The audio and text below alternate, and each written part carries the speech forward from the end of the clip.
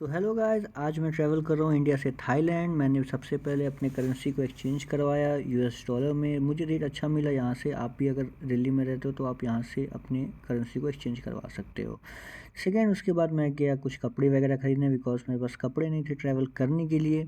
तो मैंने ज़ूडियो से कपड़े वगैरह ख़रीदे। उसके बाद मैं चला गया टर्मिनल 3। मैं ट्रैवल कर रहा था अपने भाई के साथ सीधा इंडिया से थाईलैंड, मीन्स दिल्ली से बैंकॉक के लिए। जो मेरा मेन डेस्टिनेशन वो कंबोडिया था। बिकॉज ऑफ सम रीज़न मैं डायरेक्टली कंबोडिया ट्रैवल नहीं कर सकता था। दो रीज़न थे, एक तो फ़्लाइट बहुत एक्सपेंसिव था और सेकंड कि बोर्डिंग करने के लिए बहुत प्रॉब्लम हो रहा था, क्योंकि इंडियंस कंबोडिया जाने के लिए बहुत ज़्यादा इमिग्रेशन वगैरह परेशान कर रहे थे। इनफैक्ट मे भी अगर वो रोक देते तो फिर मेरे लिए प्रॉब्लम हो जाता।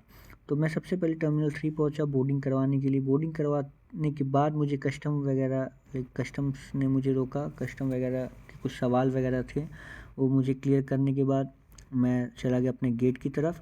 जो सवाल थे कस्टम्स के वो यही थे मेनली कि आप जो भी करेंसी वगैरह कैरी कर रहे हो, जो भी आप करेंसी वगैरह कैरी कर रहे हो, तो उसके बिल्स वगैरह मेरे पास हैं कि नहीं है।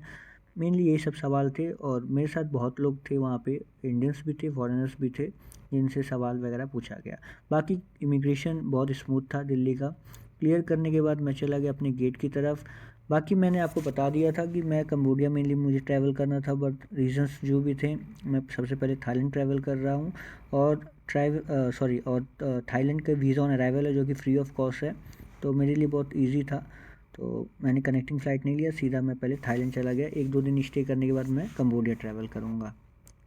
अभी मैं हूँ दिल्ली एयरपोर्ट IGI टर्मिनल 3। तो मैं ट्रैवल कर रहा हूँ दिल्ली से बैंकॉक के लिए।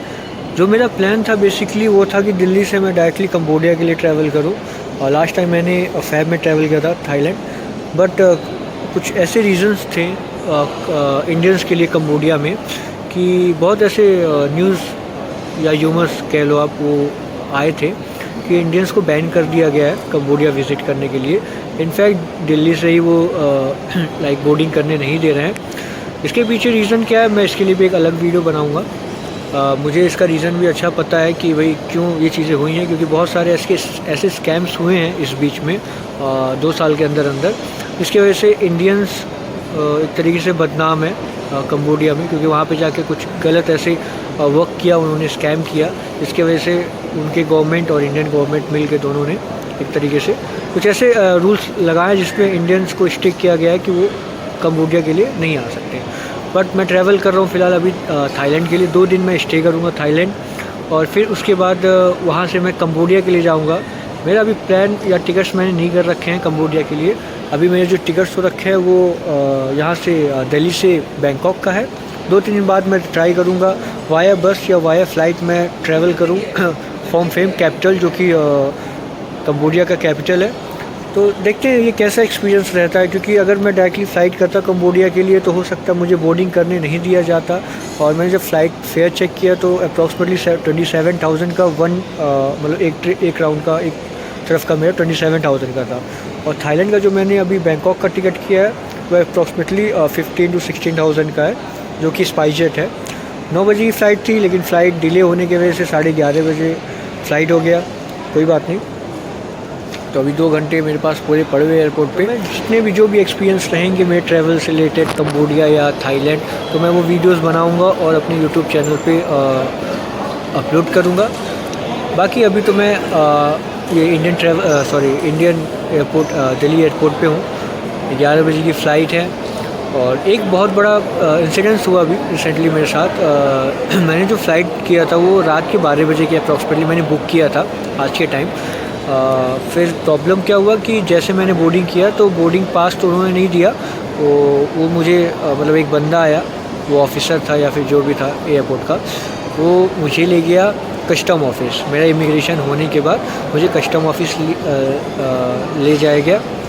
फिर वहाँ पे उन्होंने कुछ क्वेश्चंस वगैरह किए related to currency, because currency से रिलेटेड बहुत सारे ऐसे मनी लॉन्ड्रिंग्स वगैरह चल रहे हैं, क्योंकि लोग इंडिया से डॉलर्स वगैरह बाई करके वो फॉरेन में जाके सेल करते हैं। मतलब वो एक तरीके से इलीगल वर्क करते हैं। तो अब मुझे नहीं पता वो RR क्यों नहीं लगा था। बस बेसिकली मैंने ये एक्सपीरियंस किया कि अगर आप सेम डे टिकट बुक करते हो, अगर आज आप कल का ट्रैवलिंग और कल ही आप टिकट बुक करते हो तो मे बी वो एक शक के दायरे में आता है और वो RR लगता है, it means random required checking होता है एक तरीके से। तो बेसिकली कभी भी आप ऐसा ट्रैवल कर रहे हो तो आप 1 दिन 2 दिन पहले अपने टिकट्स वगैरह बुक करो, सेम डे मत करो, बिकॉज फिर आपको अच्छा खासा 1-1.5 घंटा उसमें झेलना पड़ जाता है, क्योंकि आज बहुत लंबा क्यू था। तो उन्होंने क्वेश्चंस वगैरह किए, उसका भी मैं एक वीडियो शूट करूँगा।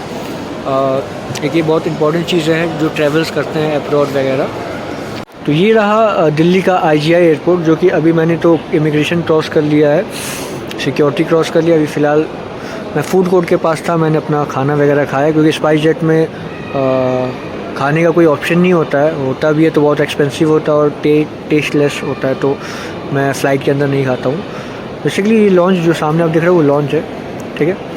लॉन्च का आज का जो मैंने देखा ना, आज इतने सारे ट्रैवलर्स हैं जो कि लॉन्च एक्सेस कर रहे हैं, बहुत लंबा क्यू है, इसकी वजह से मैं लॉन्च एक्सेस नहीं कर सकता, जबकि मेरे पास 3 घंटे थे। मैंने लॉन्च एक्सेस नहीं किया क्योंकि बहुत लंबा क्यू था और पॉसिबल नहीं था मेरे ख्याल से कि मैं टाइम पे जाता। तो मैंने आगे फूड कोर्ट से ही लंच वगैरह, मतलब वहाँ से मैंने फूड वगैरह खा के फ़िलहाल तो मैं टहल रहा हूँ। अभी मेरा जो टाइम हुआ है करीबन 10 बजने वाले हैं और मेरा फ़्लाइट 11:30 बजे है। तो अभी थोड़ी देर में गेट पे जाऊंगा, बाकी देखते हैं और कोई ऐसा चेकिंग वगैरह चलता है कि नहीं, क्योंकि बहुत रूल्स रेगुलेशंस चेंज हुए हैं इंडियन पासपोर्ट के लिए, इंडियन पासपोर्ट होल्डर के लिए। तो देखते हैं क्या है।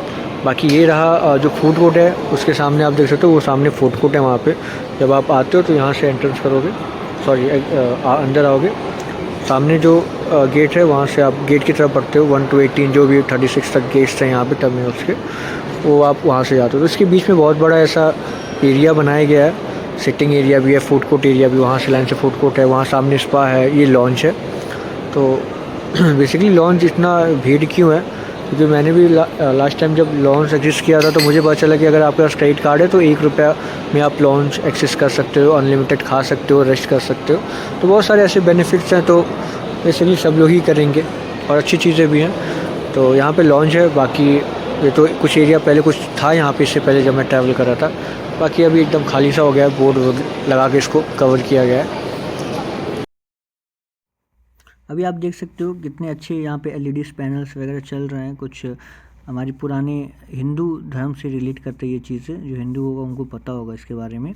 बाकी एयरपोर्ट के इमिग्रेशन वगैरह तो मैंने आपको बता दिया। मैं ट्रैवल कर रहा था स्पाइस जेट से, जो कि स्पाइस जेट का एक्सपीरियंस बहुत ही बेकार था, बहुत ही ज़्यादा बेकार था। मैंने इसके लिए ऑलरेडी वीडियो बना रखा है, आप यूट्यूब चैनल पे जाके देख सकते हो। बाकी अगर जो भी पैसेंजर या ट्रैवलर ट्रैवल करता है स्पाइस जेट से, ये ये मेरा फर्स्ट टाइम नहीं है स्पाइस जेट में, मैंने इससे पहले भी ट्रैवल किया। बट ये जो फ़्लाइट था SG087, इसके हालात बहुत ही ख़राब थे और नाजुक भी थे। मैं आपको दिखा देता हूँ एक बार। अंदर का हालात आप देख सकते हो, लेग स्पेस तो बिल्कुल एक्सपेक्ट नहीं करता मैं स्पाइस जेट से। अगर कंपेयर करें इंडिगो से तो इंडिगो और स्पाइस जेट में से तो इंडिगो बेस्ट है भाई, क्योंकि हैंडल वगैरह आप देख सकते हो टूटे फूटे डैमेज पड़े रहते हैं और मतलब कोई भी अच्छा सर्विस नहीं है। आप देखो सामने जो डिस्प्ले वगैरह है इसको बस ढका रखा है ये एडवर्टाइजमेंट के माध्यम से, बट कुछ खास नहीं है।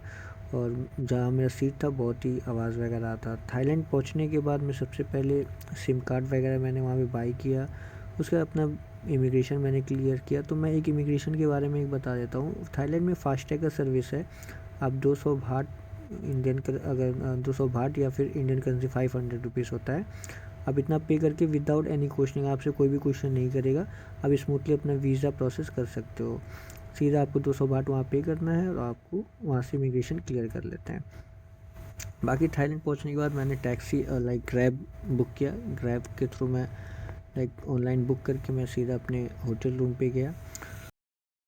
सो मैं वीडियो यहीं पे एंड करता हूँ। बाकी और सारे जो भी ब्लॉग्स और वीडियो मैं अपलोड करता रहूँगा अपने यूट्यूब चैनल पे, बाकी आप वॉच करते रहो। आपको बहुत सारी ऐसी चीज़ें सीखने को मिलेगी और जानकारी मिलेगा कि आप कभी भी इंटरनेशनल ट्रैवल करते हो तो आपको क्या क्या चीज़ें ज़रूरत पड़ती है और क्या क्या चीज़ों को आपको फेस करना होता है। जो भी पॉजिटिव और नेगेटिव दोनों पॉइंट्स आप लेके चल सकते हो। तो ओके, आज के लिए इतना ही बस, टाटा बाय बाय।